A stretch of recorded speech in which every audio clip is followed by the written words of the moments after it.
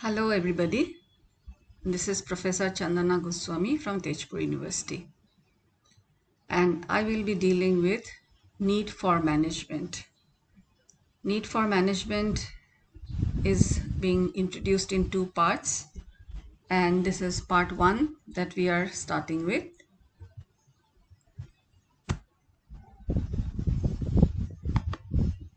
Let us start with the definitions of management.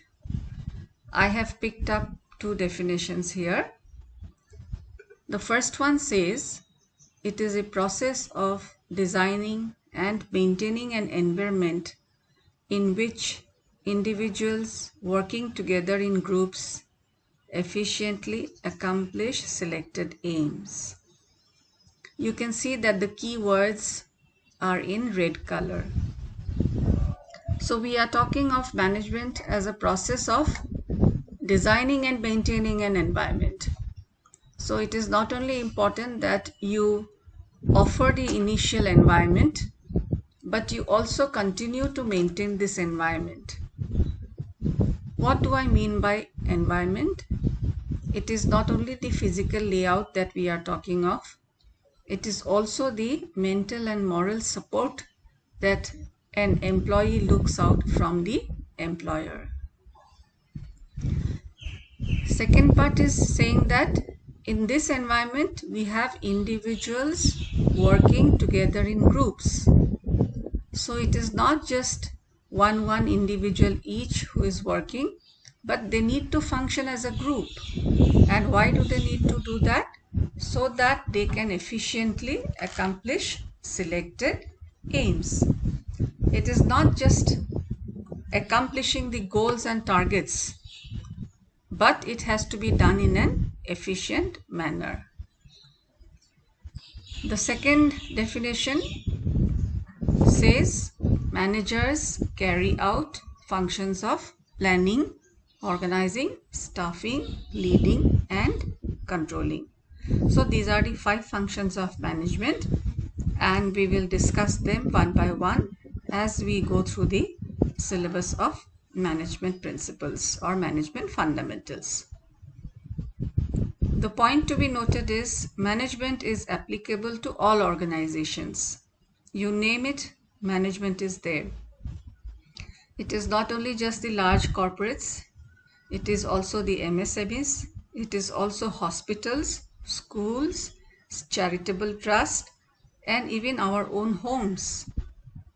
And irrespective of what be the organization, the common aim is to create surplus. These are the 3 words that we often use in management. So it is good to have an understanding of this. Productivity is the ratio of output by input, and obviously given a time frame and the quality that we have to maintain, it is expected that the output has to be definitely much more than the input. There are 2 other words, effectiveness and efficiency. We must learn to distinguish between them. Effectiveness is if you can achieve the objectives, targets, goals that have been given to you. While efficiency is that you have achieved them but with the least possible resources. Suppose I asked you to travel from point A to point B and you have traveled, so you are effective. How will I judge your efficiency? I will check how much of money was spent, how much of time did you take, could you do the travel with the least possible resources? If yes, then you are efficient. Let's understand managerial skills. Robert L. Katz gave us these 4 managerial skills. They are technical, human, conceptual, and design skills. So when we join an organization and we start at the bottom of the hierarchy, technical skills matter for us. So what do I mean by technical skills? It is the knowledge of and proficiency in activities, methods, processes, procedures. So if you claim to be an engineering graduate and you join the organization will expect that you have engineering knowledge with you, and you will be able to do the job. When I join as a teacher in a university or any educational institution, that institution expects that I have my subject knowledge and I will be able to transfer it in the class. So these are technical skills, and technical skills are very, very important at the lower level when we start our career. As we gradually move up and then we come to the supervisory level, the middle level, technical skills are important, but to a lower degree, because here we need to have another skill set, that is the human skills, which means the ability to work with people. So as a supervisor, I have to manage subordinates, and I also have to report to my bosses. So human skills are extremely important for me. Then we have the conceptual skills, and it is mostly at the top level. When you reach the top level, technical skills really do not matter much at all because you don't use them. But it is not a bad idea to be updated. Human skills are important, and conceptual skills. Conceptual skills, we are saying it is the ability to see the big picture, which means that as the general manager of the organization or the CEO, you should be able to visualize where your organization is heading. What is it that is required to move in that direction? And how will you use your resources? All these are conceptual skills. Finally, there is something called a design skill. Although most textbooks will say that design skills are also meant for the top level, I slightly differ from that because design skill is defined as creative problem solving. We say about, think outside the box, come up with creative solutions. And a creative solution is required at any level that you are working. So my personal take on this is that design skills are applicable at all levels because they are talking of creative problem solving. Let me introduce you to few management thinkers, and we will discuss a couple of them in details. So you can see that I have put them in a chronological order. Therefore, you can see Henry Fayol, who's known as the father of modern management. He was from France. Frederick Winslow Taylor. He is known as the father of scientific management. He was from the US. His follower was Gantt. He was also from the US. Then you have Münsterberg, who worked both in Germany and USA, and he had a slight inclination towards the behavioral part. Then you have the Gilbreths, Frank and Lillian Gilbreth, which is a husband-wife team. They also started by following Taylor. So Gilbreth, you can see I've put in as scientific, but Lillian Gilbreth, she tried to incorporate a little bit of the behavioral part also. Then you have Elton Mayo, purely behavioral. So he was from the US. And Chester Barnard, who gave us the systems approach, he was also from the US. Now, if you look at this entire chart, you can see that most of them are from US. And what could be the reason? The reason is that US was the first to go in for heavy industrialization. Railways began out there first. You had these steel factories out there, iron factories out there. So therefore, it was very natural that a lot of research will also begin from that nation. Let's understand Frederick Winslow Taylor. Taylor had joined the Midvale Steel Corporation as a young boy. He started as an apprentice. So you can understand he must be in his 12th standard or something, when he started. But what he did is that he worked during the day and he continued with his studies in the evening time. So while he was working, he also pursued his studies and finally he got his engineering degree. And Taylor continued with that organization starting as an apprentice and then working upwards as a supervisor and till the top position, that is the chief engineer. So when somebody is working in this organization and has started from the grassroots level and moved up to the higher level, the highest level, you can understand the level of experience that he has gathered. And therefore, he has made huge contributions to management. His thoughts were published in his book, Principles of Scientific Management, in 1911.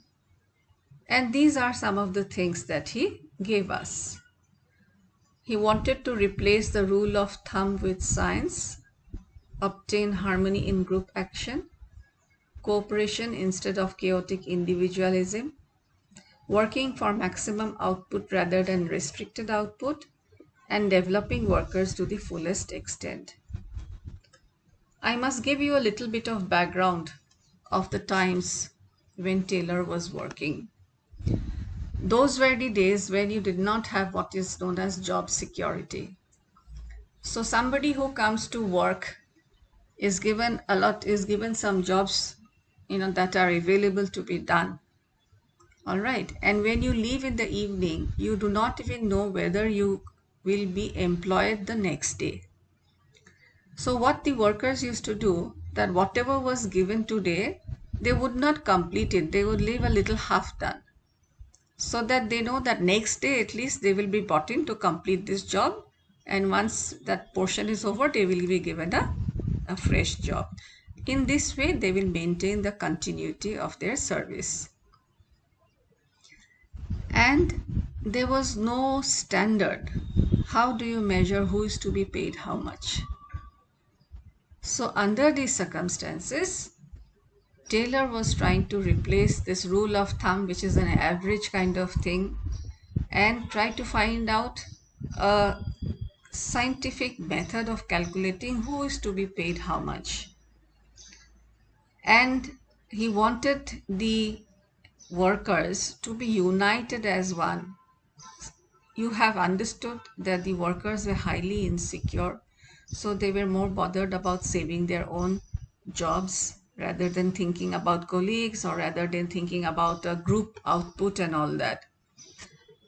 And that is why Taylor said that we must have cooperation instead of chaotic individualism. Now you will understand why he is talking of working for maximum output rather than restricted output, because the workers were giving restricted output. And he also wanted to train the workers so that they could work in the best possible manner. Therefore, these are some of the things that he came up with. The first is time and motion study. He made an assessment of the kind of work that is being done. He calculated how much of time is required for the job. He studied the movement of the workers, that is the motion, and he wanted to come up to the best way of working. So once you have this time and motion study in place, it is possible for you to calculate how much should be paid to this worker. So that brought us to the second point, fair day's wage for a fair day's work. Which means that after doing the time and motion study, Taylor was able to assess that on an average, a healthy worker can produce X units of work output. All right. So when you have that, then it is possible to calculate how much of salary this person should be paid. And there are workers who are above average. So they should be compensated for that. That is why he introduced this differential piece rate system. And this brought about the concept of the bonus that we have. You know, when you produce more than what is the standard that is given to you or the average that is given to you, you are compensated. But like all other people, Taylor was also criticized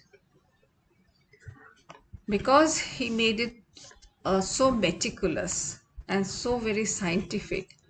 He was seen to be exploitative, and everybody said, you know, you are treating man like a machine. And there were also complaints that money is not the only motivator. And finally, people also said that workers were delinked from planning.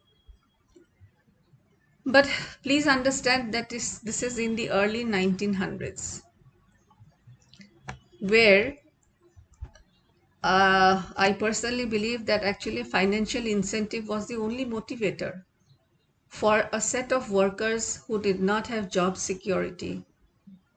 I think money is the only thing that will motivate them. And the question of allowing workers to be involved in the planning process, again, you know, it depends on what is the level of education of these workers. Can they actually contribute to the planning process? So therefore, Taylor was also criticized. Let's move to Henry Fayol now. Henry Fayol was working in France, and neither did Fayol know what Taylor was doing, neither did Taylor know what Fayol was doing. They were in two separate continents. So Henry Fayol described industrial activities, and he said that any industrial activity does the following functions. So technical. So when we say technical, we are basically referring to the manufacturing part. Commercial. Commercial would mean buying of raw materials, selling of finished goods. Financial. Financial is, you know, you have to borrow money from somewhere, use it for the business, and then, you know, return it back to the lender. Or maybe you have used equity money and then you have to give a rate of return. Then you have security. This security is the general security that we are talking of. You have warehouses, you have godowns, they need to be kept secure, they need to be insured. Then accounting, which we know is bookkeeping. You must keep a track of all your inputs and outputs, where you are spending money. And finally, managerial. And this managerial, he divided into these 5 functions that we study: plan, organize, command, coordinate, and control. Fayol's important contribution was that he gave us 14 principles. The first one is division of work. He said any work has to be divided into small units so that we have specialized people working on it. And when you have specialized people working on that, you are likely to make less mistakes and you can work faster. Then comes authority and responsibility. A person who is given authority to do a piece of work has to be held responsible. He is accountable for that work. However, if you have not given authority, you cannot ask for responsibility also. Third is discipline. Yes, we know that all of us have to maintain discipline. Otherwise, there's going to be chaos in the workplace. Number 4 is unity of command.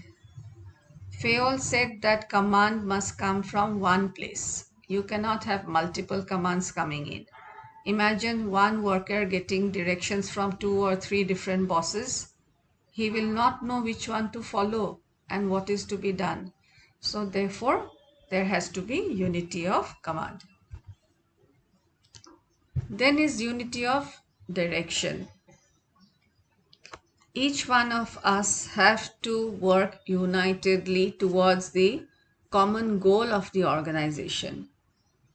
So in the modern context, if you visualize an organization, you see that there are different departments. No?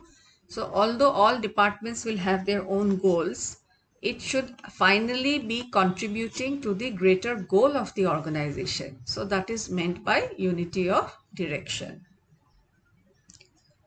Number 6 is subordination of individual interest to general interest. We all know that when we work, we have our own individual interest, we have our own targets, we have our own milestones. Sometimes there is a conflict between my personal interest and the organization's interest. In case of such a conflict, it is advisable that I must let go of my personal interest and pay more attention to the general interest. So that is called subordination of individual interest to general interest. Number 7 is remuneration. Yes, Fayol said that whoever works has to be suitably remunerated, must get a fair day's wage for a fair day's work, something like that. Then he talked of centralization and decentralization. He is not advocating for any one particular one, but we must use the concept of centralization and decentralization appropriately wherever required. And we will study more of this when we go into this function called organizing. So we will learn about this. Scalar chain. There is always a link from the topmost person in the hierarchy to the lowermost level of worker in the hierarchy. For example, if you have the general manager, then you have a DGM. A DGM is going to have a manager of a particular department. Then this department manager will have workers under him. So like that, there is a chain. This chain is referred to as a scalar chain. And orders normally come from top to bottom, while information flows from bottom to top. Then we have order. Fayol said that in the workplace, everything must be kept in its place. There has to be an order. You will understand this better when you think of a factory which is running in 3 shifts. So the first shift worker comes, uses the tools, and if he does not keep back the tools in the proper place, imagine the trouble that the second shift worker will face when he comes to the workplace. He will not find the tools where it is supposed to be. So everything must be kept in its proper place, that is order. Then equity. Equity is not equality. I repeat, equity is not equality. If you and I get the same salary, then that is equality. But you and I have joined in this organization, let us say on the same date, but you have 3 years prior experience while I have only 1 year prior experience.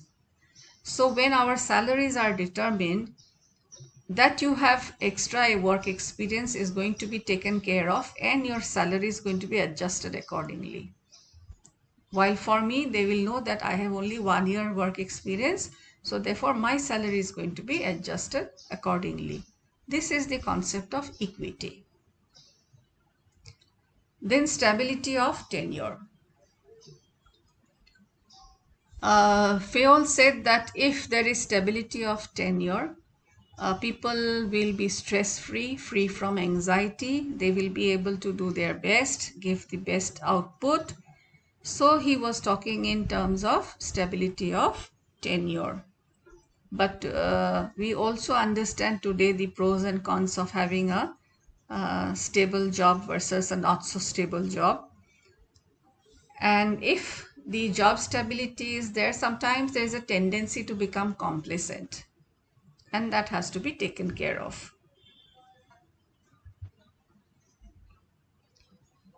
Initiative. Fayol said that all employees, all workers must be encouraged to take initiative because they will be able to come out with the best solutions for any problems in the organization. And this must be encouraged. And finally, the last point, esprit de corps. This is written in French. It means unity is strength. So Fayol emphasized that teamwork is very, very important. If there is proper teamwork, output is going to be really very good, and the organization will not only be efficient but will also be effective. So with this, we come to the end of part 1. Thank you very much. Part 2 will follow shortly.